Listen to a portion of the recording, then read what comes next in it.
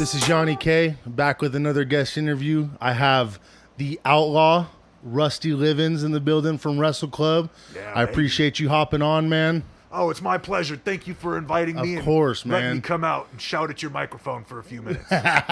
One thing I want to start off with is what got you into being in the wrestling scene like this?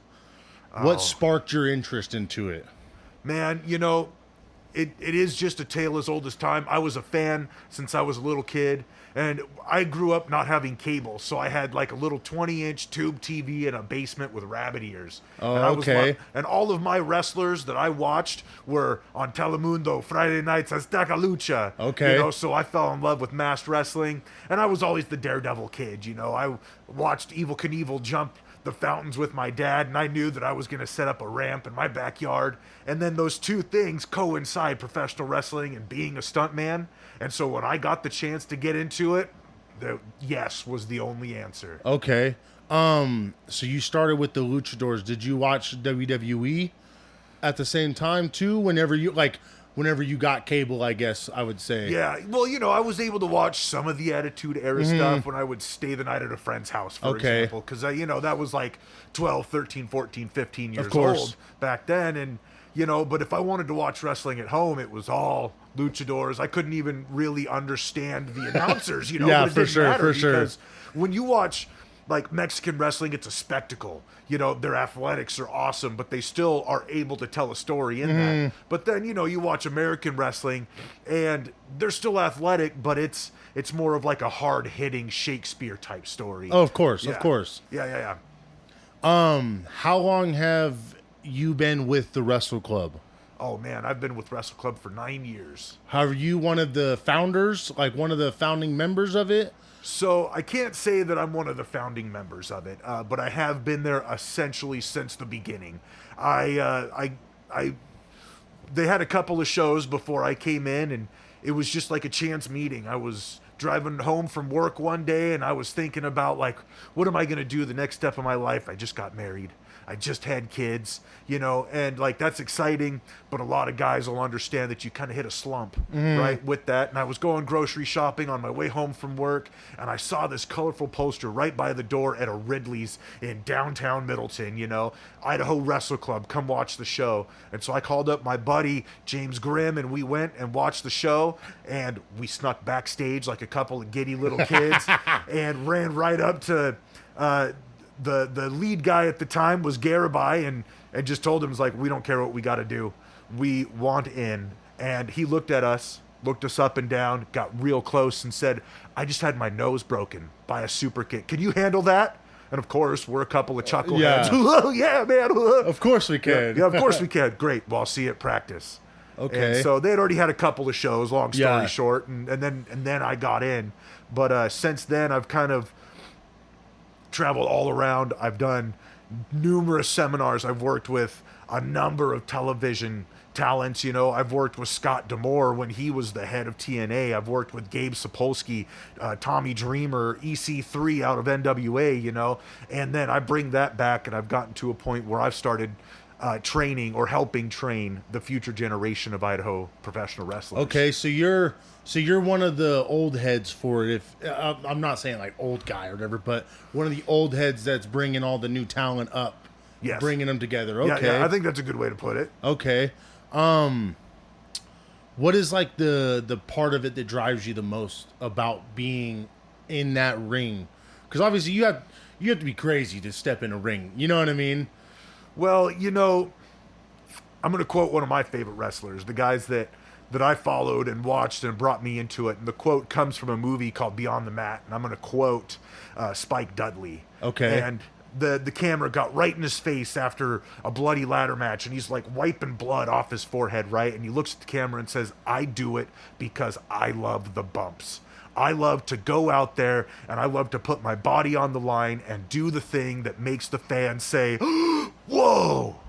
But then for me, that's what I do. I love the bumps. I love the game. Okay. I love to get punched, and I love to punch, and I love to fly and jump, and I love to innovate. I love to create. I love to take this model that was set in front of us. And all of these guys that we talked about that we watch on TV, right? They set this model in front of you and they let you run with it, you know? And I love to take that model, deconstruct it and reconstruct it, and then throw the spaghetti at the wall and see what works. Okay. And sometimes it hurts and sometimes it makes the crowd go, whoa. What is like your when you're in that, like the match setting, what is the favorite aspect that you have of it then? Is it the crowd? Is it working with the guys that you're in practice with, or taking the bumps, giving the bumps, doing any of that? Like, what's your favorite aspect of it? Oh man, you know, there's a lot to that, because it depends. Like, you know, I got to go to Las Vegas recently for WrestleMania weekend. Okay. And for me, that was like the driving aspect. Did you wear your mask there too? Oh, or? absolutely. Okay. Everywhere I go.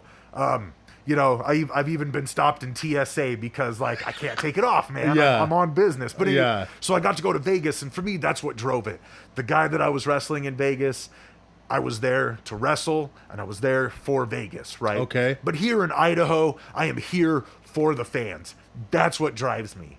And I listen to the fans, and that's what a lot of the old school wrestlers will tell you, is you got to listen to the crowd. And I have taken that to heart, and I listen to the fans. And in that match setting, you know, I love doing the big things. I love off the top rope, going through tables or chairs. And if I listen to the fans and the fans aren't reacting to it, well, then I'm going to go back and I'm going to rewrite everything that I've done and try and do something to get the fans to react. Okay. If I've got to tell my opponent to sit on my back and twist my leg behind my head so that I could look at the one fan and reach out and say, ah! Yeah, and that for sure. And that child reaches out and says, no, outlaw. Boom. That's what I'm doing it for. That moment right there. Okay.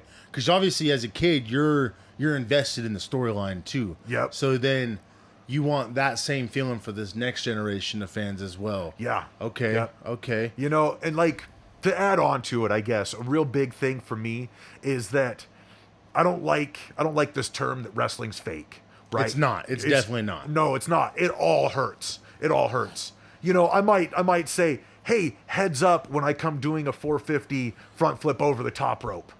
You know, just so that way the guy I don't land and break his collarbone and then the match is over. You know what I mean? Sure. There's no fun in that. Yep. I might say, hey, heads up. But for the most part, it all hurts. It's all real. You know, and I want, what I do in the ring, I want to convey that to the fans.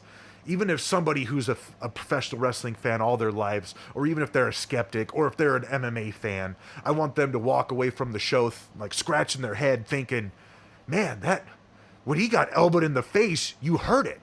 And when he hit that guy back, you heard it. And then when he slapped him in the chest, boom, bloody handprint. Yeah. You know, I thought that was fake, but maybe it's not. I want those guys to walk away scratching their head. When you guys, obviously, like, not saying that you pull back when you hit or whatever, but like, you're not trying to injure nobody. Obviously, you don't want nobody to get hurt. But when you guys are doing a suplex or something and you hit the mat, you know that hurts, dude. Yeah. There's no faking that. Well, there's no faking it. Let me put it to you like this: in any setting, right? Imagine me picking you up over my head and then dropping you, or even just throwing you down. We could be out in the grass, right? And just over my head and dropping you down. Is that going to hurt? Oh yeah. Right? Oh yeah. And the wrestling ring is steel wood, 3/4 of an inch of padding, right? And then that's it. Yep. And so sure. The suplex that you brought up, I pick a guy up over my head and bring him down onto his back as hard as I can. You know, one of my moves is a 5-star frog splash on the top rope. Right? People don't realize that when you're standing on that mat, the top rope is just below your chest, right? So about 4.5 feet high. Yep. So you're laying on your back on the mat. I stand on the top rope. So I'm standing 4.5 feet to 5 feet higher than you. Yep. I jump as high as I can and bring my entire body weight down onto your body. Okay. Now, I could try and put my hands out. I'm going to break my wrists. Yep. I could try and land on my knees. Dude, I got 40-year-old knees. Yep. I can't do that. For sure. We're making some contact. Now, you tell me how that doesn't hurt. Oh, yeah. No, how does that sure. knock the wind? How does For that not sure. knock the wind out of you? So it all hurts. Oh, yeah. Yeah. When it goes to the storytelling aspect of it, how do you guys construct your storylines? I don't need like the whole like, oh, this is why we do it like, or I guess not why we do it, but I don't need like, not to give away what you guys have going for storylines, just your thought processes for storylines. Like, do you guys have like meetings on how you guys want to do everything, or is it just kind of like someone throws an idea and then you guys just run with it? So this is one of the biggest challenges for any independent wrestling company.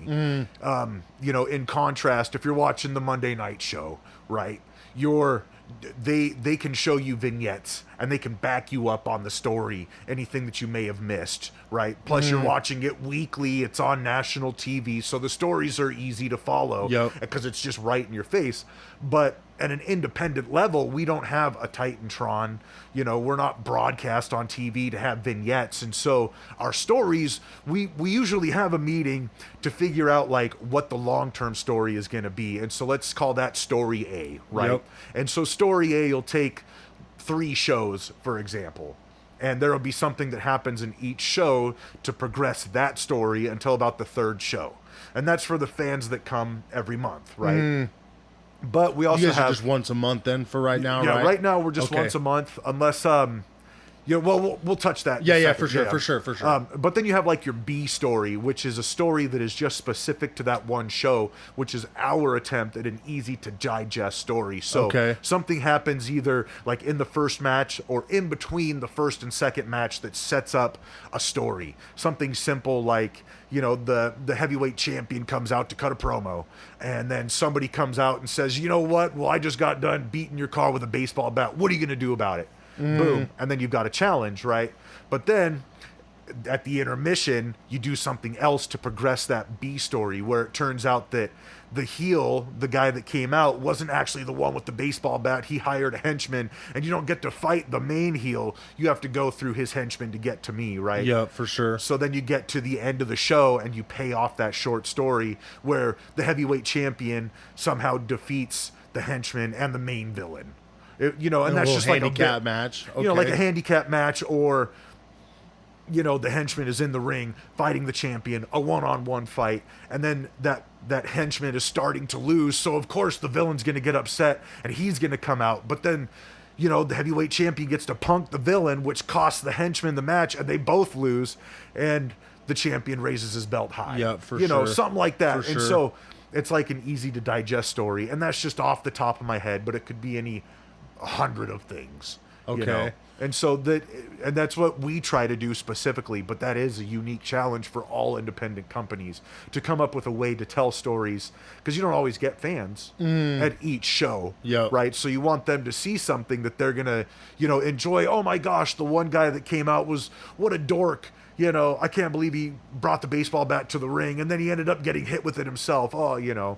Yeah. But then you got the fans that return show after show, and they're invested because they want to see the long-term story and payoff. The last show that we went to, we definitely saw, like, I would say half the crowd that was at the previous show that we went to as well. Like I said, this is our 3rd show that we went to, but we're invested now. Like, we're going every show from here on out. Awesome. But I have my girlfriend, she didn't really like ever watch wrestling. Okay. And we watched WrestleMania, was it 40? Was it 41 that just happened?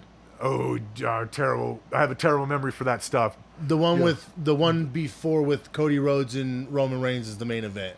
Was that 40 or 39? I think that was 40. You don't quote me on that. No, but anyways, I get what you're saying. But yeah. That was the first time she ever watched any wrestling. Okay. And I'm just bringing her slowly into it. So like I'm watching Raw every week or whatever, just keeping up with some storylines. And then she tells me about Wrestle Club. And I was like, okay, let's go then, dude. Sweet. And we went to that one show that was out in the park. Great show. For it being in a setting like that, it was put on beautifully. You know what I mean? Yeah, thank you. And then the venue you guys have now is perfect for it.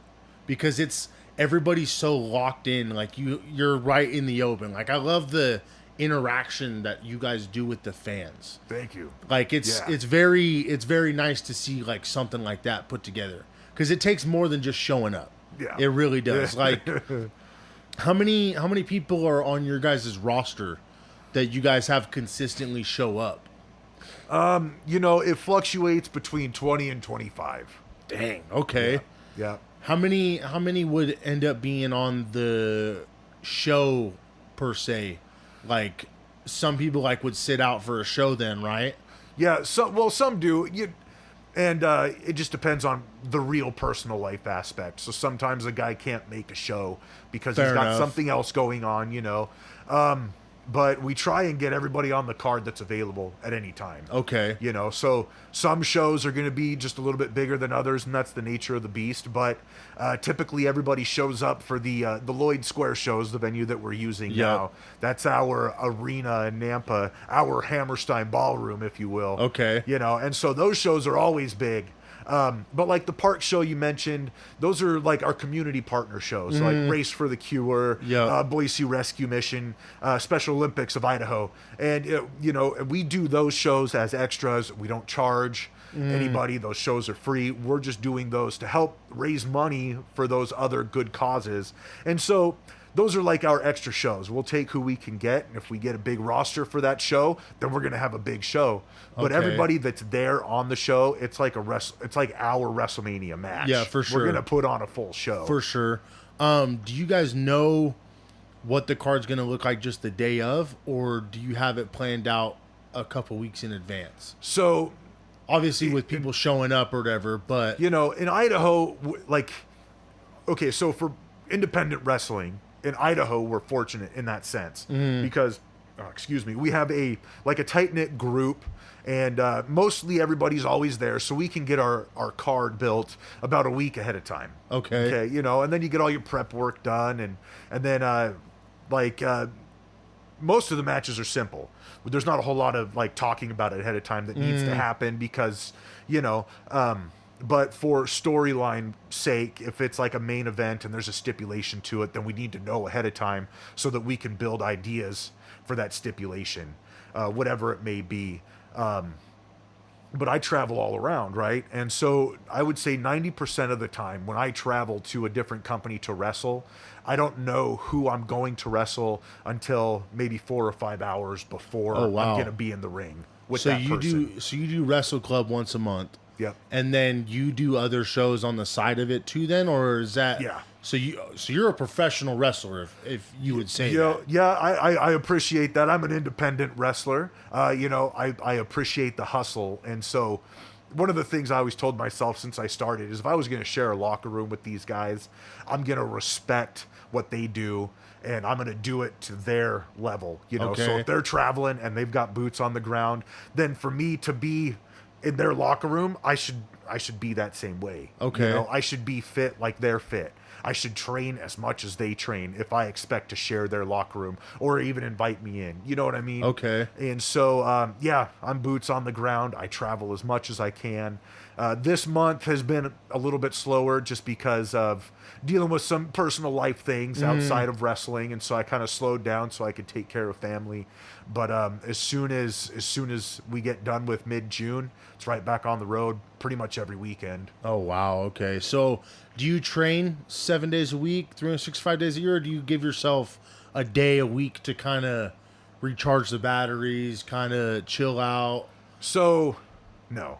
No. Okay. I train in wrestling 3 days a week. Okay. But I go to the gym 6 days a week. Okay. Yeah. And so I'm always in the gym. I'm always pushing for that PR lift or that PR squat.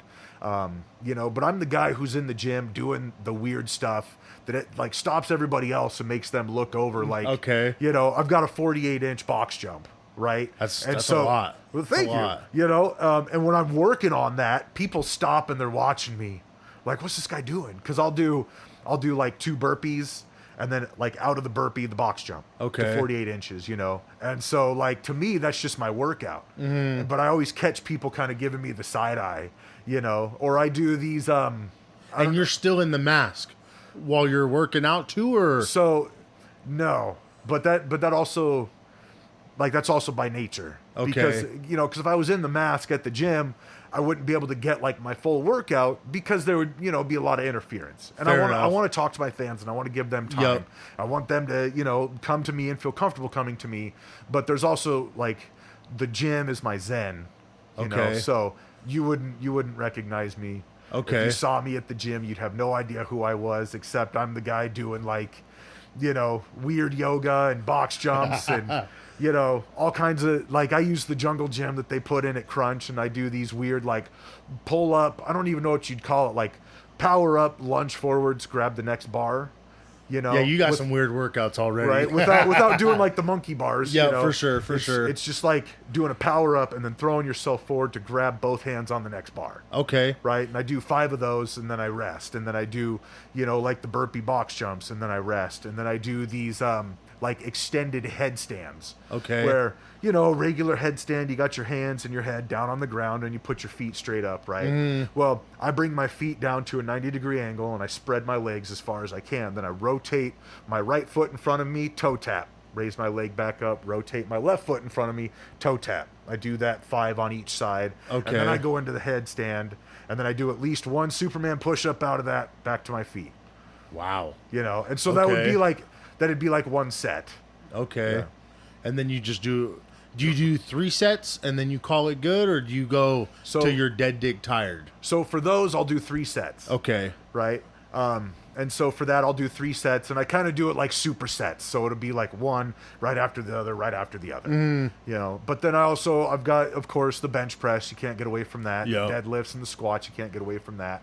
But I do a lot of like ab and core training. A lot of the things, a lot of the ways that I lift are focused on picking a person up and being able to control their body weight and throw them without spiking them on the top of their head. Of course. Know what I mean? And of so course. I do these like sumo deadlift, lateral turns. I don't even know what you'd call it, but I have like 45 pounds in front of me, right? And the sumo deadlift is your legs are open, right? And then you kind of like squat down. I guess stiff-legged deadlift is the way to explain it. So I'll pick the weight up, stiff-leg deadlift, but instead of standing all the way up, I'll rotate that 45 pounds out to my right and then bring it down in front of me while just the 45 pound weight, and then I'll rotate it to my left and keep it down in front of me. But then after that, then I'll do the deadlifts because I've got the bar set up, and then I'll do like hanging leg lifts and then like hanging knee tucks to finish out the set. Yeah, you're definitely a gym rat. That's crazy. Well, thanks, man. But it's like, to me, I just want to impress myself. Okay. Like it's cool that the others will look at me and give me the side eye, but that's not what I'm trying to do. I want to impress myself. If I can do those extended headstands and it's easy, then I want to figure out a way to make it hard. Like I'll hook the kettlebell to my heel or something and then try and do it. But I want to impress myself. Have you ever put like a weight vest on while you're working out? Oh yeah. Yep. Oh, okay. Yep. Okay. Yep. Transition a little bit from the wrestling side, but to the personal side. Okay. What was your upbringing like as a kid? Okay. So, I would say that like my upbringing as a kid was pretty strict. My dad was a master sergeant in the U.S. Air Force. Yep, that'll do it to you. Yep, and so we butted heads a lot. Okay. And so it was pretty strict. There was a lot of back and forth where, I was a rebel. Almost right from the get-go, I was a rebel, and then there was a lot of struggle there, and then I, once I got close to graduating high school, I kind of saw the other side of it, and like, I had lost an opportunity. I was really good with computers, and that's what my dad did after the Air Force. Is he was a computer repairman, and so I'd kind of inherited that. And back in 2003, 2004 was kind of like, I don't know, the rising of the hacker, if you will, because you had like Yahoo Messenger and AOL Messenger, and so there was a lot of code. You could just send over message to like crash somebody's computer, and then from there, and it was kind of like the rise of the hacker, right? And so I was really good at that, and I was really good at designing web pages, but I was also like a punk kid with necklaces and spiked hair, and I put a safety pin through the bridge of my nose. It's and stuff. Typical hacker vibe, right? But it had cost me some opportunities. Like Okay. right as I was getting ready to graduate, I had my computer teacher come up to me, my web design teacher come up to me, and he said, you know, like, you're fantastic, you're amazing, and I wanted to recommend you to one of my friends that's building websites right now, but I can't send you over like this. Okay. You know, and my email address at the time was wastedclown@hotmail.com. Yeah, that's you know. probably not a very. And so that wasn't very professional. And then all of a sudden, boom, there goes that, right? And then come to turn out now, like, it would have been big bucks. It would have been a way to go. And then I could have easily gone more into wrestling because I would have had freedom and time on my hands. Yeah, for sure. So, you know, after I graduated, I kind of like floated away from my family, unfortunately. And I had to like learn the way of the road. I had to learn the streets like all on my own. As soon as I had graduated, I had moved out. Right as my 18th birthday happened, I split. And I don't regret that, but you know, I do regret not talking to my parents for advice as much as I could have, you know, just figuring it out on my own. I got in a lot of trouble, unfortunately. Spent a lot of time on the other side of the railroad tracks and wasted some time. And that's, you know, kind of my upbringing. Do you do you talk to your parents at all now, or is this, you know, trying to mend it a little bit? So my dad passed away this time last year. Sorry to hear that. Oh, thank you. You know, and that was tough. That was really tough. And we had kind of fixed our relationship just before he had passed away. But now that we're at that 1 year mark, you know, I've gotten a lot closer to my mom, and I've gotten a lot closer to my brother and my half sister, you know, and just trying to like mend those bridges. We do talk more than we used to, but it's weird in a way, you know, because I don't ask for things, you know, but it's still like I'm the baby of the family, and I still feel like I get treated that way, and that almost pushes me away. Okay. And I know that they're not doing that on purpose, and you know, I'm a little rusty to them, and you know, but there's still like that past for them lingers, even though I'm a completely different person now than I was, you know. Okay. Like, and so we talk, not as much as I would like, but we're, you know, working on it. Okay. What was like your relationship like with your siblings growing up then? Like, were you guys like cool? Like, would they? It's hard to like ask that, I guess. Like, how much older are they than you? So my brother is 4 years older than me, and my half sister is 8 years older than I am. So there's a big gap between all you guys then. Yeah. Okay. I guess I thought it was like a year or two. So yeah. I guess if you guys were a year or two apart, it would have been a lot closer. But all three of you guys were just at different stages of your life growing up. So, okay. Well, you know, and it was tough, like in high school, because my first year of high school, my brother was there, right? A senior? He was a senior. Okay. I was a freshman, and he was already like clean cut. Had his plan, had things figured out, and I was the complete opposite of that, you know. And so that was like torment for him in a way, because like, you know, his friends, look at your brother, man, look at him, I can't believe he's your brother, dude, you know, and like picking on him. And so that was animosity there, and it, like in the house, we never really spent time together. Okay. The only thing we had in common was computers, but he, you know, was kind of like the light side of computers, and I was like the dark side of computers. Okay. You know? And so there wasn't really much relationship there, except for when we saw each other at school, and him and his friends would try and pick on me, and me and my friends would try and pick on them. And okay. You know, what is your life like now outside of the wrestling? Like at home, like how is it with you and your family? Like, what is like something you're trying to instill in your kids, like to be a better person than you could have been, you know what I mean? Yeah. Well, you know, like right now, life is good. You know, for lack of a better term, I still am sometimes my own worst enemy, but life is good. I've got 4 kids, and I'm happily married. You know, and I've tried to instill in my kids that like the things that happen when you're young that seem important always turn out not to be as important. Of course. You know, and like I learned that the hard way, and I always try and remind my kids, like, you know, my son, my third youngest son, he went through like a breakup with a girlfriend, and he's in high school now, you know, and so of course that's traumatic. And you try to explain to him like, dude, there's always going to be people around you when you're out of high school. None of that shit's going to matter. Exactly. And even when you don't want there to be people around you, there's always going to be people around you. You know, so like what this little breakup that's happening now, and you had this little hissy fit or whatever, next year, even after summer break, you're not even going to remember it. You're not even going to think about it. There's going to be a whole new set of people in front of you. And I instill in them also is like, you need to be fearless in a sense. You know, like you could go through high school, and when somebody's making fun of you, it's okay to like find that safe space, right? And not act out and not be aggressive.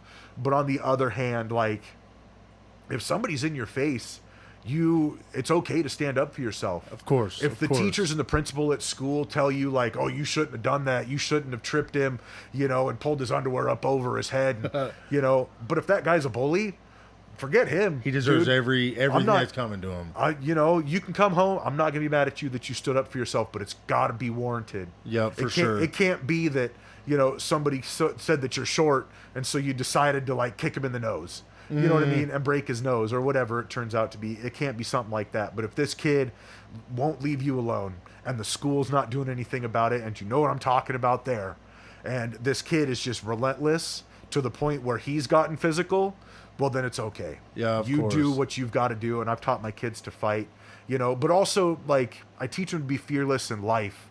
We build go-karts and mini bikes. Okay. And race those things around. I've got a little dirt track on the farm that I live on, you know. Okay. But not only do we build them, we soup them up. And then we come up with these ideas like, well, what if we took this little motor off of this tiny little single-seater go-kart, and we put this souped-up 7-horsepower motor on it? Oh, my gosh. That's probably more like 9 horsepower. Let's see how fast it can go. You know, and it's totally a death trap. Oh, yeah, for sure. But it's fun. You can't be afraid of that stuff. Yeah, for sure, you know? for sure.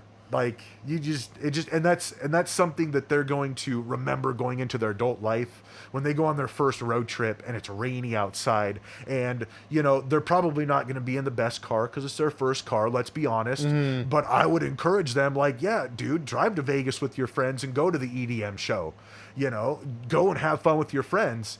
But if they're driving and it's rainy, they're already going to have that little bit of experience in how to keep the car controlled, how to keep their cool when the car is, you know, not acting the way that you want it to. Yeah, for sure. Right? Plus, they're going to have this mechanical knowledge. Like, if the tire goes flat, they already know what to do. Right? If something's going on with the motor. They tinker around with all of it. Well, yeah, we pull them apart and fix them. And put them back together. All of the motors, motorcycles, like from like a V-twin Harley 883 motor, you know, the Evolve motor. We've taken it apart and put it back together. Okay. I'm teaching my kids how to work on a car motor out of a Mitsubishi Montero Sport, which is a real unique thing. But if you can learn the basics on a motor like that, and you go and buy, I don't know, like a Chevy Cobalt for $5,000, that thing's going to be a breeze. You know what I mean? Because learning on an older engine is way simpler than learning on a new engine, right? Yep. Okay. Yep. More wires, more problems. Exactly. Yeah. I wish that, like, obviously engines evolved to where they're at now, but I wish that they stayed as simple as, like, I have a C10, a 77 C10, and the engine is just, you look at it, it's like, okay, that's all there is. Yep. But then you go to a new car, and it's like, dude, what are all these wires doing? One wire goes off, and your whole engine's screwed. Yep. But no, I get what you're coming out with. Yep. If they learn that, then they can do anything. Well, and really, it's like engines are basic at the heart of them. You got your fuel, you've got your spark, right, and you've got your compression. And so if you're trying to start it, you know, then you check your spark plugs. Okay, if you could take your spark plug out, keep it in the spark plug boot, and touch it to the metal of the car and try and start your car. And you could see the little lightning bolt there, right? And that'll happen no matter how new the car is. Okay. Okay, so the sparks aren't the problem. So then your fuel injectors might be the problem. Okay, and so you can take the little hose off that goes to the fuel injector rail, try and start the car, and if it's spurting out little bits of fuel, then that's not the problem. You know, and then most of the time it's easy to diagnose from there. Like, you know, motors are usually pretty basic, unless you have like a computer malfunction, and then even then it won't try to start. Okay. at all, but for your first car, you're not gonna have to worry about that. Oh yeah. Oh Yeah. yeah. Other than working on and tearing apart engines and doing all that, what other kind of hobbies do you have that you enjoy doing other than wrestling, of course, and being a gym rat that you are? Well, the go-karts and racing are like one of my biggest hobbies, but I love acting. Okay. And that's I guess to do for my full-time job, I run this thing called the Haunted World here in Idaho. Oh, you do that? Yeah. Okay. Yeah. And so like I love acting. I love the aspect of like costuming and being in different characters and being able to assume all these different characters. It doesn't have to be like a scary thing, right? But for me, I don't.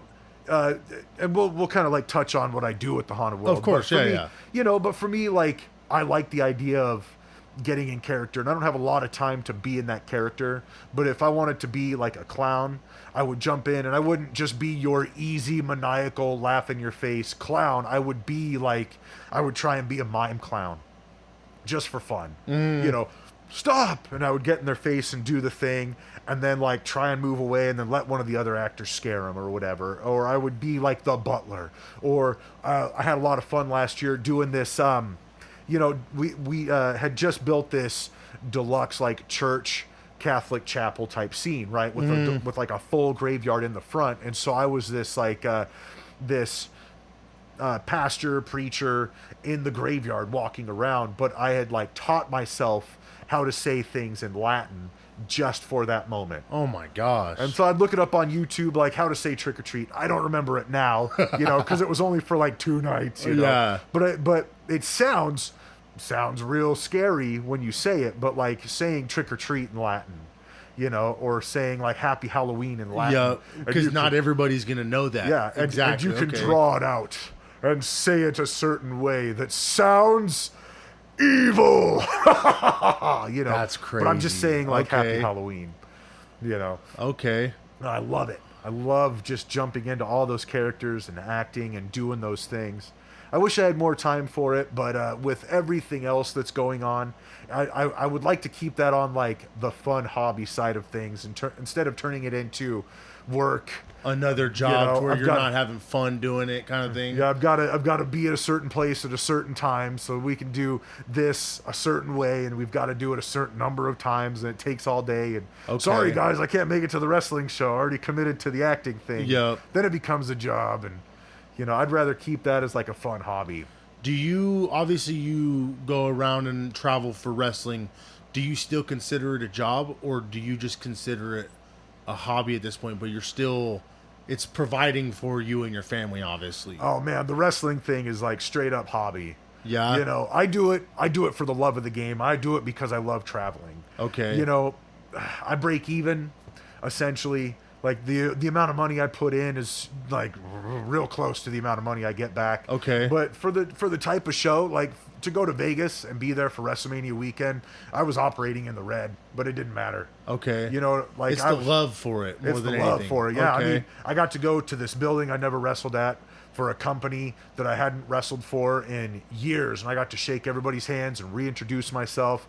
And then like backstage, where we were, there was other companies putting on shows, so I got to see all these wrestlers that it was just like blowing my mind that they were just in the backstage like mingling with everybody else. Like, whoa, Dr. Wagner Jr. was back there, and I got to talk to him for a few minutes. Okay. Hideo Itami, of all people, was in the backstage. I got to just talk to him for a few minutes. Okay. Yeah, it was nuts, man. And so totally I was operating in the red for that one a little bit. And it's not the best way, but I mean, for me, it's comfortable. Yeah, I like sure. to do it, and I can do it. And it's worked out really well that I've been able to do some amazing things. You've obviously met like a lot of great people over the time of you doing wrestling. Like, is there anybody in specific that kind of helped give you the tools that you needed to be as successful as you are in this line of work? I take a little bit from everybody that I meet, but I'll give all the credit to my trainer, Garabai. Okay. out of Wrestle Club. He got me started. There was even a lull there just after I started where I wasn't sure I was going to keep doing it. I had blown out my knee. I could barely walk. I could barely work. It was interfering. And he kind of kept me into it and, and kept me interested. And, and like Manny Lemons is a guy that, out of Utah that is just always an inspiration. Like, dude, his hustle makes me look like I'm not even trying. But I try more than most of the guys that I meet, 90% of the guys that I meet, and so he keeps me going. But I'm like, I don't have a memory for a lot of things, but like I spent time talking to D'Lo Brown. Okay. And I'll pull out nuggets of information, when I'm talking to other wrestlers, like, oh yeah, D'Lo had taught me this one time.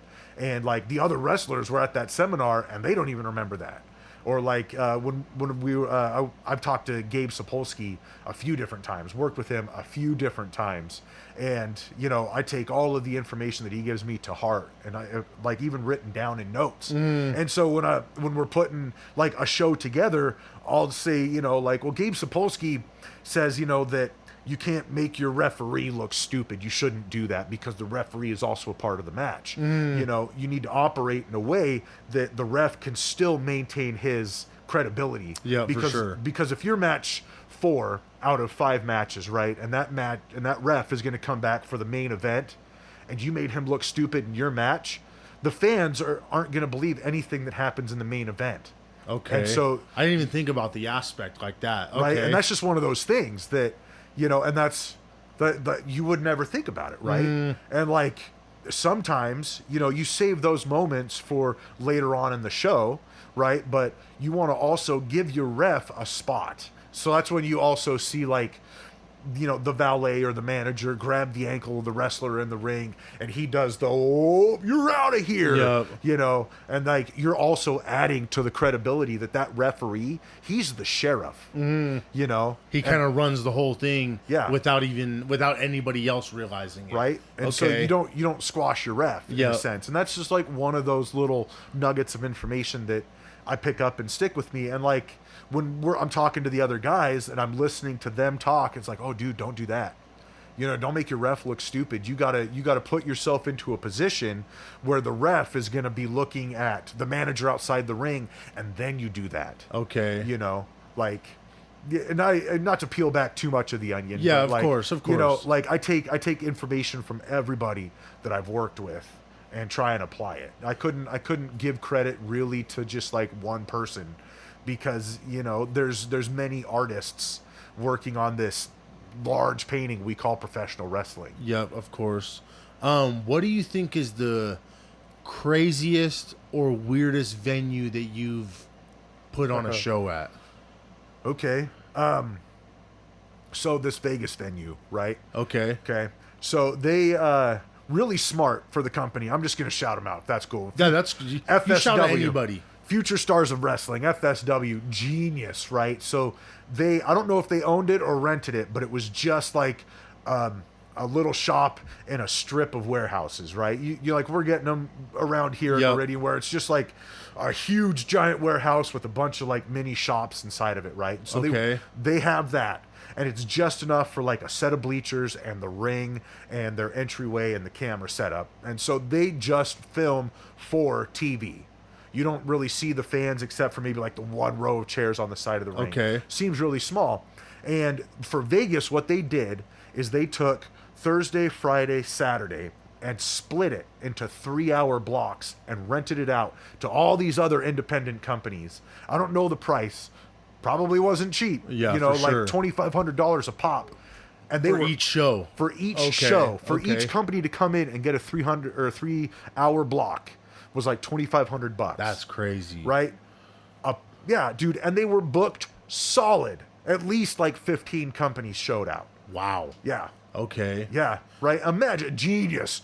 Oh, totally genius. But the crazy part about it, the thing that was crazy is all of these companies are there, right? So let's say I was there with Devotion Championship Wrestling and we had the 4:30 block on Saturday, April 18th.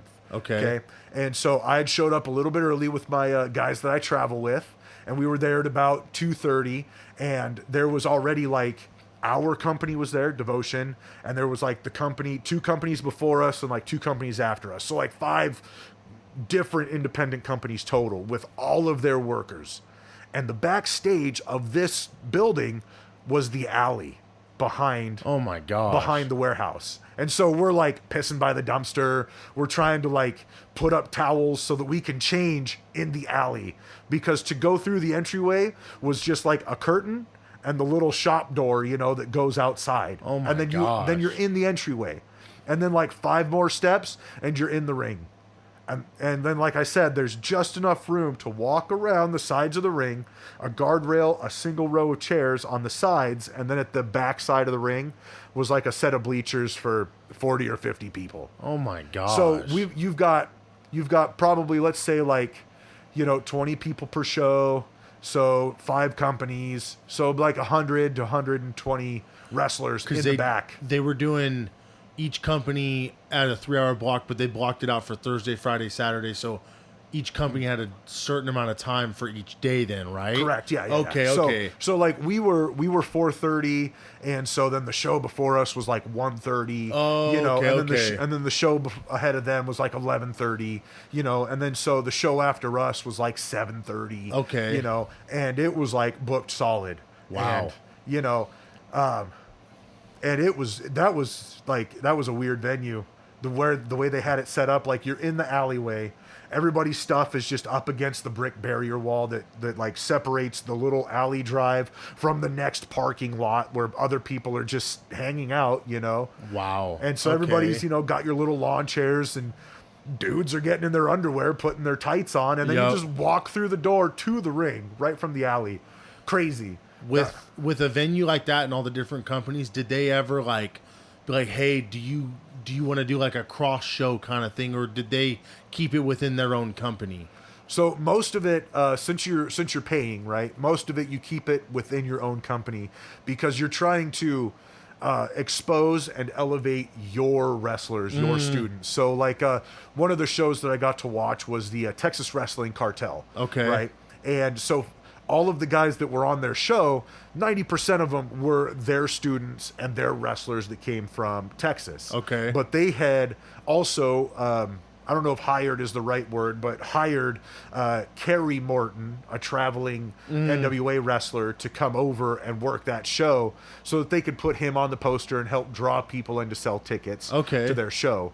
You know, and so you could, like, the fans would buy tickets to go to that show to help kind of like help you recoup that cost. Yeah. But like for Devotion Championship Wrestling, for example, we had Sam Adonis and Psycho Clown from AAA.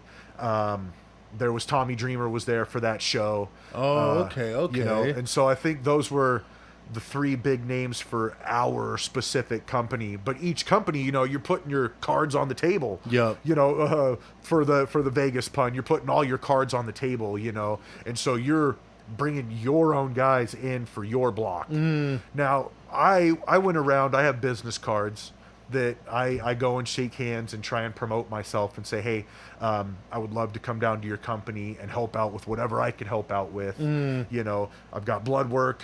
I'm clean and sober. I travel, no problem. I would love to talk with you. Okay. And so that was like part of my goal, is to go and shake hands and talk to Meet people. anybody pretty much. Okay. And try and branch out, you know, because that's the hustle of it. Never, very rarely do other promoters just reach out and say, hey, I saw your page or I saw the videos you posted. I want you to come out. You have to go. To go. Okay. Yeah. I mean, and really promoters are so busy anyways, you know, like I wouldn't expect them to do that unless it's a guy with an established name. Of course. You know, because of course you're going to reach out to like Carl Anderson and Luke Gallows and say, hey, I would like you to come in for the show. What's your availability? But for like average indie guys, it's the other way around. You got to shake hands. You got to put your name out there. I'm a product. Yeah, for sure. I am my own business, and I have to sell my business. Okay. Who is the top, like the guy that you've worked with the most that had the most credibility? Like the top guy you've ever worked with, like the best wrestler, I would say. EC3. EC3. Okay. Yeah. What company is he from? He works with NWA right now. Oh, okay. Yeah, Okay. but dude, he's been all over the board, right? He's been WWE, NXT, TNA, Ethan Carter III, you know. But he reached kind of like, maybe not so much on the WWE roster, but he reached like the pinnacle when he was in NXT. Was like at the top, you know. Okay. And then NWA, he was in NWA for a long time and reached the top.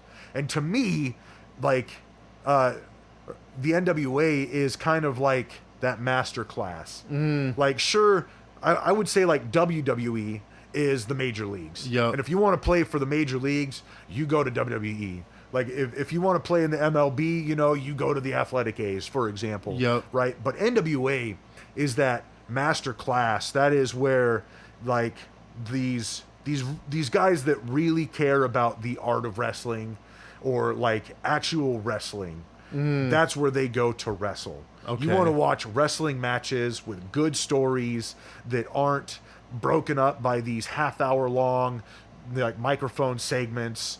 You know, like, that is where they go. And, like, I have a ton of respect for NWA, and I would love to wrestle for them someday. You know, probably even more so than I would for, like, a WWE or an AEW. Okay. You know, just because, like, I'm an old school fan, and all of my guys went through the NWA, you know, and, like, the way that the NWA is operating still when all the cards are stacked against them.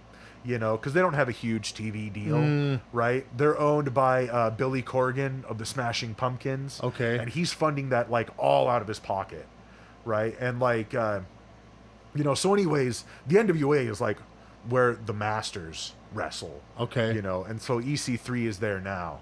And, dude, yeah. What do you guys, for Wrestle Club, what do you guys have coming up that you're pumped about?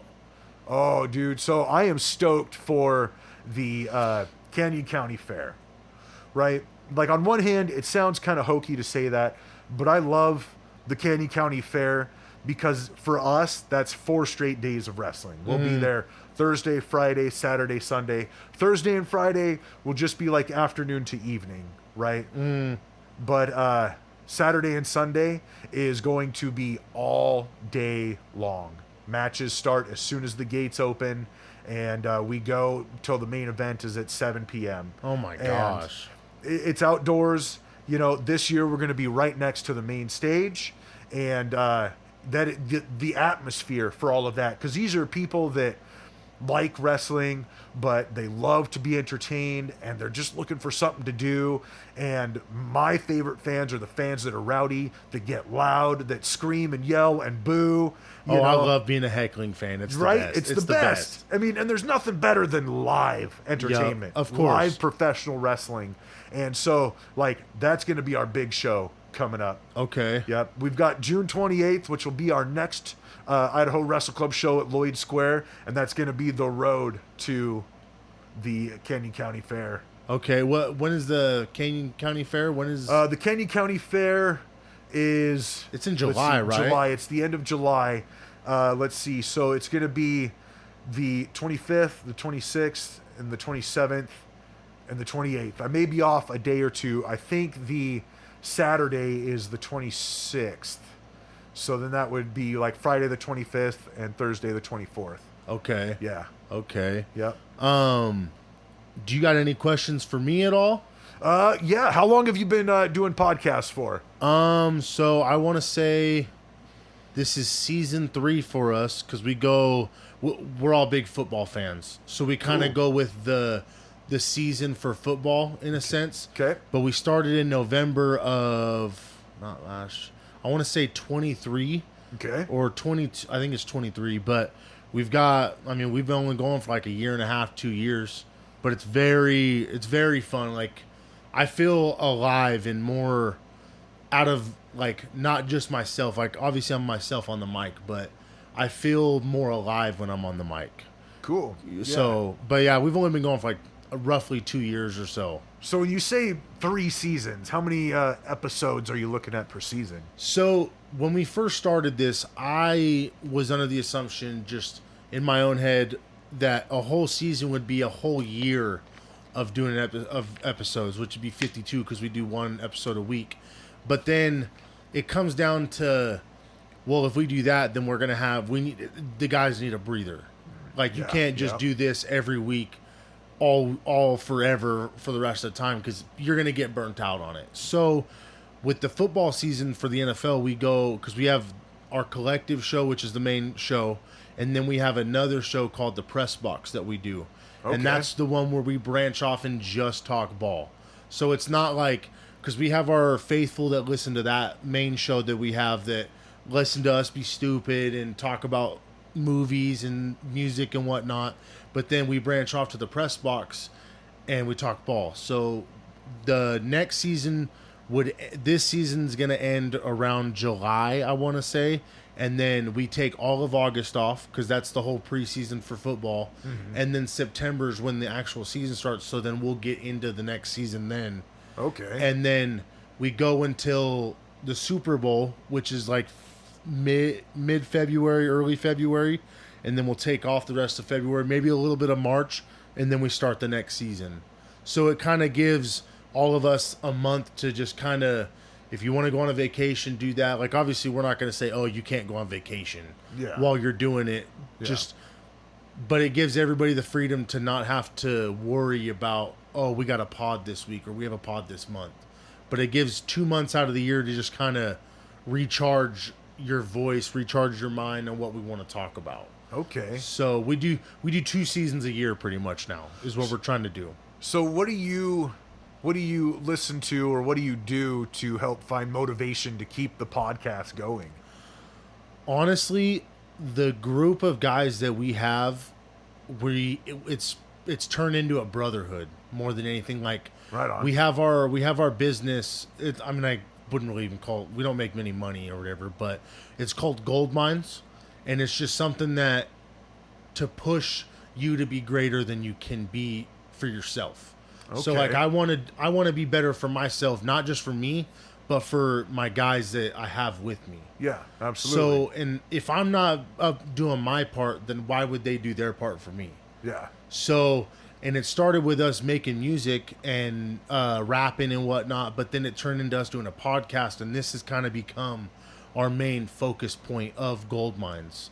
So it's just kind of, to find the motivation is just, I do it for the guys around me. And I know they do the same for me. Like I speak for them kind of in a sense, because I do the interviews. So, isn't it funny how like the two correlate, with like professional wrestling? Because like for me in the locker room, it's the same way. I do it, to motivate my brothers around me. Yep. When I walk in there and they see me in shape, I'm not like putting it in their face and telling them, yeah, brother, you gotta lift weights. But I want to like lift them up, like, let me help you. Exactly. I hope that seeing this motivates you to get here, but I'm also looking at you, and we're all motivated and working together. Yep. And so it's really cool to hear that. It's like relieving, because I played football and I did like wrestling in high school. Yeah. And if you didn't have a team around you, you're not going to be successful. Yeah. I think of just being, because I played left tackle, so I did never get no glory.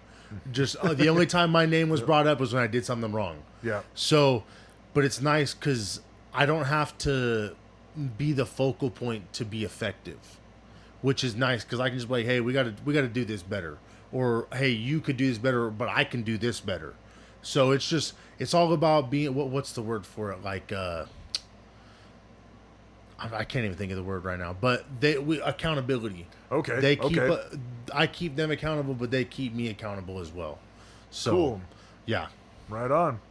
Well, thank you for having me. Yeah, of course. Do you got anything else you want to bring up for the Outlaw Rusty Livings, or? Well, definitely June 28th, Lloyd Square, historic downtown Nampa. We already got our tickets. Idaho Wrestle Club. I appreciate hearing that. That's going to be a hell of a show, because it's the road to the Canyon County Fair. And then at the Canyon County Fair, Saturday, July 26th, it's going to be a 4-way elimination match for the Idaho Wrestle Club Heavyweight Championship. And that's the belt that you hold currently, right? And that's the belt that I hold currently. And I'm at the top of the mountain, and I'm always trying to reach down and elevate my brothers to bring them up to the top of the mountain. But I decided for the Canyon County Fair that we were going to do away with the mountain altogether, and I'm going to give this title shot to anybody that can step up and take it from me. And so that's 3 other wrestlers for Idaho Wrestle Club. And being an elimination match, let me tell you, being an elimination match, I don't even have to, how do I put this? I have to pin everybody to retain the title. If I get pinned, I'm eliminated, and that means that it's going to be a whole brand new champion. Okay. You're not going to want to miss it. But you don't personally have to pin everybody, right? So I don't personally have to pin everybody. That's a good point. I could stand back and watch person A pin just person B. run around the mat. Yeah, but that's not my style, brother. Of course. Oh, no. If people are fighting, I'm right there in the center of it. I guess there's one more question I have for you. Okay. My bad. I didn't mean to cut you off. That's all right. What is the craziest match that you had? Let's see. The craziest match that I had, geez, that's a really tough one. Okay, so I got 2 stories for you. One, we were just coming out of pandemic, right? We were setting up at the kids fair at the Expo Idaho Center, Garden City. Okay. And we were doing some training, and I was doing some top rope quarter rolls, right? And so you come off of the top rope and you kind of land in your fighting stance and then do like a barrel roll out of it, right? And I landed and my left ankle buckled under me. Like as I was jumping from, 5 feet up in the air, I landed on the side of my ankle, and I thought it was broken, right? But I took some ibuprofen and continued to wrestle 3 matches that day. Oh my gosh. Right? And so that's crazy. But like for me, I do it because that's the love of the game. Yeah, of course. All the guys that came before me always said like, I hurt my finger, I don't take a show off, brother. And so, okay, well, I hurt my ankle. I committed. If I leave now, I'm going to ruin the whole show not doing that. And then I was trying to, like the other story, I was trying to work with a couple of guys out of Washington, and we wanted to set up this West Coast deathmatch tournament. And West Coast deathmatch. Oh my gosh. Right? And man, I'm not scared, but they brought me in. They wanted me to be, one of the first competitors, be on the front line for it, and I was all for it, right? And a couple of guys cut promos, and they were okay. And then I cut my promo, and I cut and this is what I was told, but not to toot my own horn, but toot. I cut such a promo that my opponent backed out, and then the guys had to cancel the show. What? Yeah. He went by the name Buddy Highway, and good guy, right? I was excited to meet him and wrestle him, and he had cut a promo. And there's a couple of things that like you shouldn't do when you cut a promo, and those things happened in his promo. Okay. Right? But I cut a promo about it. And I cut a promo on him, and I cut a promo on the show, basically saying like hardcore deathmatch isn't something you would normally use to describe the Outlaw Rusty Livings, even though I would say that's what I carry in my heart. But I will come to your yard, and I will do things your way, and I will leave with the championship of the tournament. Wow. Right? And and I'm just like paraphrasing. Yep. And I had gotten contacted by a wrestler, and it's like, hey, I was watching your promo, and I had to leave the show that I was at to go and listen to it. And I went and brought that promoter in so he could listen to the promo. And man, good promo, good job. We want you to give us a call, shoot us an email. We want to get you in on a show. But then after that happened, Buddy Highway dropped out, and then the tournament fell apart. And so, wow. Okay. Like a crazy story where I kind of promoted myself out of the opportunity. But I mean, you promoted yourself into another opportunity. That though, is true. Too. That is so true. Yep. There's always 2 sides of the coin, man. Yeah. Anything else? I know I didn't mean to interrupt you whenever I asked that question. No. I would. The Haunted World. This is going to be our 25th year that we've been running. I'm the do everything guy out there. I'm the cast director. I'm the head of security. I'm the head of maintenance. I call it the chief of operations. I do all the voices out there. I program all the lights. I program all the props. I've built most of the props. I build all of the scenes, And so for me, I can say, hey, I just want you to go out there and go to the Haunted World. It is a good time, but it really does mean a lot to me whenever I hear people say that they love the haunted world and they love what they've seen out there, because that's like my full-time job. I take time off, don't get me wrong, but I take like Christmas off. Okay. But as soon as the haunt's over at the beginning of November, we're automatically right back to the drawing board, and it's what can we do to make it better for the next year, and that's what I do, you know. And so I say come to the haunted world, but you know, come and experience the haunted world. Every scene out there since I've kind of taken over as chief of operations is now like a Hollywood movie set. Wow. Yeah, okay. And it's an experience. Our outdoor haunted world takes about 45 to 50 minutes to go through. Yep. And our indoor Skolvania is kind of a walk through time, and it takes about 15 minutes to go through. And that's not even counting the deluxe light show in the front area. It's 1,400 LEDs, 2 fog machines, 3 flamethrowers, spark shooters, interactive actors and props. You know, and everybody's sensibilities are a little bit different. Yes, it's going to be scary for some. It's not going to be scary for others, but it is going to be a good time. That's crazy, because I've been going to Haunted World since I was, I think, like 15 or 16. So driving up, and we'd go there and then go get IHOP afterwards and go back home. Oh, that's funny. You've probably seen a lot of us like go into the IHOP in masks after we get off shift and stuff. Well, we would, because I'm from Mountain Home. Okay. So we would drive to the Federal Way off, or the IHOP on Federal Way. So way out from there. Yeah. But is that your land that it's on, or is that somewhere that you rent out? So, you know, I do everything so that the owners don't have to. Okay. That's kind of how I put it. I'm not the owner. I do have owners, but I do everything for them. Yep. Like, we all get together and we brainstorm, and they do bring a lot of ideas to the table, and they help me with a lot of construction if I need, you know, help. But I don't own the land.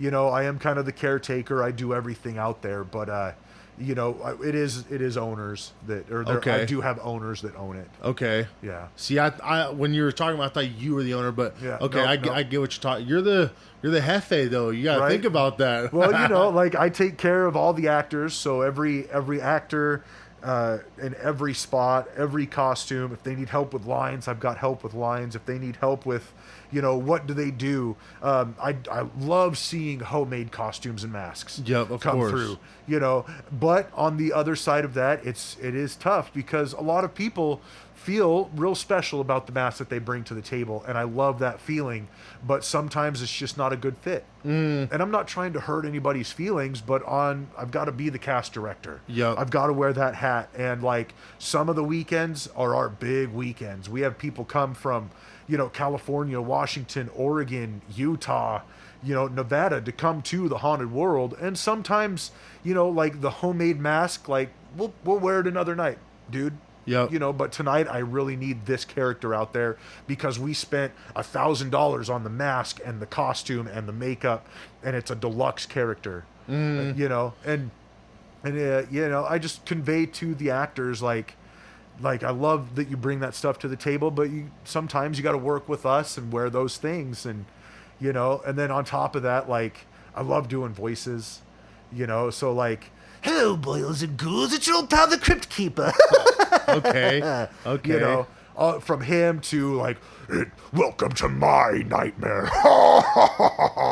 To our deluxe Freddy Krueger that comes out of the building, you know, to all of the rednecks, to the vampires and everything. Like, yeah, man, to me, I love doing it. Multi-talented. Yeah. That's who Rusty Livings is. The Outlaw Rusty Livings. Thank you, the Outlaw, baby. Yeah. I appreciate you coming on, man. It means a lot to me.